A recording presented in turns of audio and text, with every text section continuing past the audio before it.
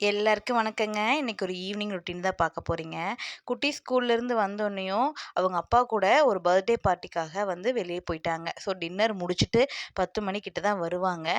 நானும் அத்தையும் மட்டும் தான் அப்படிங்கிறனால வீடே ரொம்ப அமைதியா இருந்தது. ஈவினிங் பார்த்தீங்கன்னா, செடிக்கெல்லாம் தண்ணி விடுறது, வாசல் தெளிக்கிறது, இந்த மாதிரி எல்லா வேலையும் பண்ணுவேன். பட் ஆனா, இப்போ இந்த ஒரு 2 மாசமா இதெல்லாம் எதுவுமே பண்ணலங்க. கொஞ்சம் உடம்பு சரியானதுக்கப்புறம் தான் என்னோட பழைய ரொட்டீனுக்கு வந்து நான் வர முடியும். வீட்டுக்குள்ளேயே இருக்கறக்கு ஒரு மாதிரி இருக்குன்னு சொல்லிட்டு, சரி வெளியில வீட்டுக்கு முன்னாடி வந்து ஈவினிங் டைம் ஒரு ஒரு 1/4 மணி நேரத்துலேருந்து 20 நிமிஷம் வரைக்கும் ஸ்லோவா வந்து வாக் பண்ண ஸ்டார்ட் பண்ணியிருக்கேன். இந்த ஒரு 1 வீக்கா தான் வந்து இந்த மாரி கொஞ்சம் கொஞ்சமா வாக் பண்ண வந்து ஸ்டார்ட் பண்ணியிருக்கேங்க. பழைய மாதிரி நார்மல் ஸ்பீட்ல நடக்கறக்கு, உட்கார எந்திரிக்கிறதுலாம் கொஞ்சம் வந்து அன்கம்ஃபர்டபுளா தாங்க இருக்குது. நான் கொஞ்சம் போக போக சரியாயிரும்னு நெனைக்கிறேன்.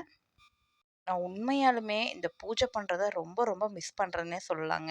காலையில கோலம் போடுறது, அப்புறம் வந்து பூஜை பண்றத வந்து ரொம்பவே மிஸ் பண்றேன்.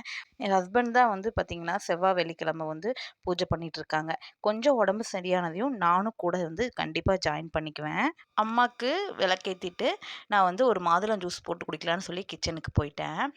இந்த மாரி வீடு அமைதியா என் பையனும், பொண்ணும் இல்லாதப்போ நான் பண்ற ஒரு விஷயம் என்ன அப்டின்னா, எனக்கு புடிச்ச சீரிஸ் பாப்பேன். எனக்கு வந்து இந்த கிரைம் சீரிஸ்னா ரொம்ப புடிக்கும்.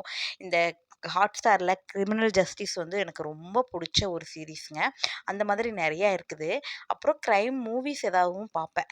நீங்க தனியா இருந்தா என்ன பண்ணுவீங்கன்னு சொல்லிட்டு எனக்கு வந்து கமெண்ட் பண்ணுங்க. தோசைக்கு சிம்பிளா வந்து நிலக்கடல சட்னி அரைச்சுட்டேங்க. இது வந்து எல்லாத்துக்குமே ரொம்ப புடிச்சமான சட்னி எங்க வீட்ல. இது நிலக்கடல வந்து நான் ஏற்கனவே வறுத்து வச்சிருக்கிறேன். அத வறுத்து தோல் எடுத்து வச்சிருந்தேன்.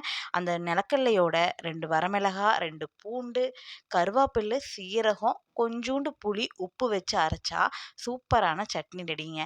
கையோட தோசைய சுட்டு 6:30க்கெல்லாம் என்னோட டின்னர் முடிச்சுட்டேங்க.